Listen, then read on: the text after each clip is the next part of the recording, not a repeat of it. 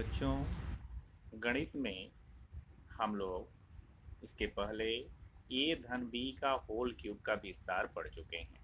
ठीक उसी प्रकार से ए ऋण बी होल क्यूब का विस्तार माने ए ऋण बी का घन कैसे हम ज्ञात करेंगे उसे हम लोग आज देखेंगे। तो बच्चों, ए माइनस बी का घन का अर्थ होता है ए माइनस बी गुणे ए माइनस बी गुणे ए माइनस बी, अर्थात ए माइनस बी में ए माइनस बी से 3 बार गुणा। तो बच्चों, इसे हम लिख सकते हैं ए माइनस बी गुणे ए माइनस बी का वर्ग। ए माइनस बी का वर्ग आप 7वीं क्लास में पढ़ चुके हो। तो ए माइनस बी का वर्ग क्या होता है? ए वर्ग ऋण 2ab धन बी वर्ग। अब बच्चों, इस वर्ग में हम एक बार ए से गुणा करेंगे और एक बार बी से गुणा करेंगे। पहले हम ए से गुणा करेंगे, तो ए गुणे ए वर्ग ऋण 2ab धन बी वर्ग ऋण बी गुणे ए वर्ग ऋण 2ab धन बी वर्ग। अब इस पूरे में हम पहले ए से गुणा करेंगे, तो ए वर्ग में ए से गुणा करेंगे तो उसका मान होगा ए का घात 3 ऋण 2 ए में ए से गुणा करेंगे जिसका मान आ गया ए का घात 2 बी धन बी वर्ग में ए से गुणा करेंगे तो इसका मान आएगा ए बी वर्ग ऋण, ठीक इसी प्रकार से बी का ए वर्ग में गुणा करेंगे तो इसका मान आ गया ए वर्ग बी, फिर ऋण ऋण का गुणनफल होता है धन। अब इस 2ab में हम b से गुणा करेंगे तो इसका मान आएगा 2ab वर्ग, और यहाँ बच्चों ऋण है और यहाँ धन है, तो आप आगे पढ़ चुके हैं कि ऋण और धन का गुणा करते हैं तो उसका गुणनफल आता है ऋण। यहाँ हो जाएगा b वर्ग में जब हम b से गुणा करेंगे तो उसका घात हो जाएगा 3, b का घात 3, अर्थात अब इसमें हम सजाती पदों को जोड़कर लिखेंगे। जैसे यहाँ ऋण 2a वर्ग भी है और ऋण 1a वर्ग भी है, तो 2 1 कितना हो गया 3, तो इसे हम लिख सकते हैं ऋण 3a वर्ग भी। इसी प्रकार से जो सजाती पद है ए बी वर्ग और 2ab वर्ग, इन दोनों को भी हम जोड़ेंगे तो इसे भी हम लिख सकते हैं 3ab वर्ग। अब पूरे को हम लिख सकते हैं ए का घात 3 ऋण 3a वर्ग बी धन 3ab वर्ग ऋण बी का घात 3। इस प्रकार से बच्चों हमें एक सूत्र प्राप्त हो गया, ए ऋण बी का घन होता है ए का घन ऋण 3a वर्ग बी धन 3ab वर्ग ऋण बी का घन। अब बच्चों हमें यह एक सूत्र प्राप्त हो गया। इस सूत्र के आधार पर हम लोग आगे प्रश्न संग्रह 5.3 का सवाल हल कर सकते हैं। तो प्रश्न संग्रह का सवाल हम लेते हैं। पहला सवाल है 2m ऋण 5 का घन ज्ञात करना है। तो बच्चों यहाँ हम जो सूत्र अभी प्राप्त किए हैं ये सूत्र लिख लेंगे और यहाँ हम मान लेंगे कि ए के स्थान पे 2m है और बी के स्थान पे 5। तो इस तरह से हम सूत्र में इसे रखेंगे 2m ऋण 5 का घन। तो पहले 2m का घन ऋण 3 गुणे 2m का वर्ग गुणे 5 धन 3 गुणे 2m गुणे 5 का वर्ग ऋण 5 का घन। तो 2 गुणांक क्या है 2, तो गुणांक का हम घन ज्ञात करेंगे बच्चों, तो 2 गुणे 2 गुणे 2, तो 2 का घन होता है 8 और यम का घात होगा 3, तो इसे हम लिख सकते हैं 8 यम का घात 3 ऋण 2 यम का वर्ग, माने 2 में 2 से गुणा करेंगे 2 दूना 4 यम वर्ग हो गया, ये हो गया 3 गुणे 4 यम वर्ग गुणे 5 धन 3 गुणे 2 यम गुणे 5 का वर्ग हो गया 25 ऋण 5 का घन का मतलब हो गया 5 गुणे 5 गुणे 5, तो आप 5 में 5 से गुणा करेंगे 25, 25 पच्चे 125। तो अब इसे हम लिख सकते हैं 8 यम का घात 3 ऋण 4 तिहाई 12 पचे 60 यम वर्ग धन 3 दूना 6 25 छक्का 150 150 यम ऋण 125।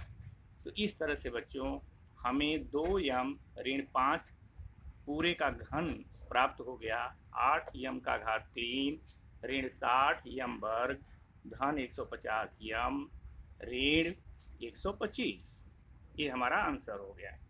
इसी तरह से बच्चों दूसरा सवाल है जैसे 58 58 का घात 3, माने 58 का हमें घन ज्ञात करना है। तो 58 को हम लिख सकते हैं 60 ऋण 2, a माइनस बी के रूप में हमने लिख दिया इसे। यहाँ बच्चों a बराबर हम 60 लेंगे और b बराबर 2 लेंगे, सूत्र लिख लेंगे। अब सूत्र में इसको हम स्थापित करेंगे, तो 60 ऋण 2 पूरे का घन ज्ञात करेंगे हम। तो a का घात 3 होता है सूत्र में, तो 60 का घात 3 हो गया, ऋण 3 गुणे 60 का वर्ग गुणे 2 धन 3 गुणे 60 गुणे 2 का वर्ग ऋण 2 का घात 3। b के जगह पर हमने 2 लिखा है और a की जगह पर क्या लिखा है 60। तो इस तरह से 60 का घन का मतलब हो गया 60 गुणे 60 गुणे 60। आप इसमें गुणा करोगे 60 में 60 से 3 बार, तो उसका मान आ जाएगा 2,16,000 ऋण, फिर 60 का वर्ग, 60 का वर्ग माने 6 छक्का 36, 3,600 हो गया, तो 3 गुणे 3,600 गुणे 2 धन 3 गुणे 60 गुणे 2 का वर्ग हो गया 4, ऋण 2 का घन का अर्थ हो गया 8। अब बच्चों इसमें हम जो धन है उनको एक साथ जोड़ लेंगे और जो ऋण है उसको उसमें से घटा देंगे।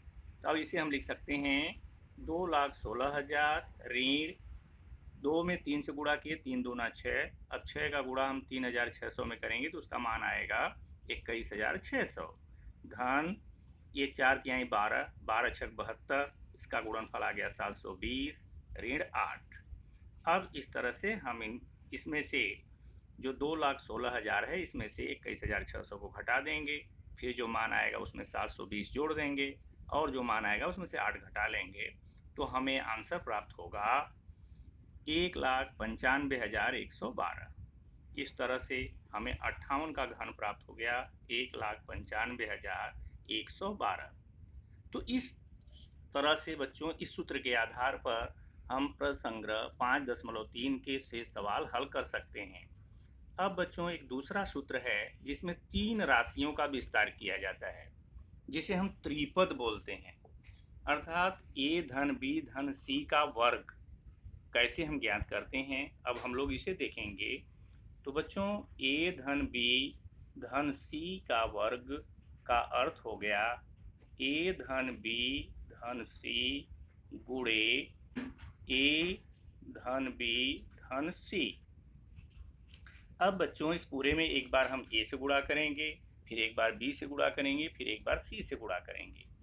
तो हम लोग आगे करेंगे a गुणे a धन b धन c धन b गुणे a धन b धन c धन c गुणे a धन b धन c। अब इस तरह से बच्चों हम गुणा करेंगे, पहले a का a में गुणा करेंगे तो a का घात हो गया 2 धन b में a से गुणा किए तो इसका घात मान आ गया ab धन c में गुणा करेंगे तो इसका मान होगा ac धन, अब इसी तरह से हम पूरे में b से गुणा करेंगे तो b का गुणा a में करेंगे तो इसका मान होगा ab धन b का b में गुणा करेंगे तो b का घात होगा 2 धन b का गुणा c में करेंगे तो इसका मान होगा bc धन, अब इसी तरह से हम c का गुणा पूरे में करेंगे तो a में जब c से गुणा करेंगे तो इसका मान आएगा ac धन b में c से गुणा करेंगे तो इसका मान आएगा bc धन c में c से गुणा करेंगे तो ये हो गया c का घात 2।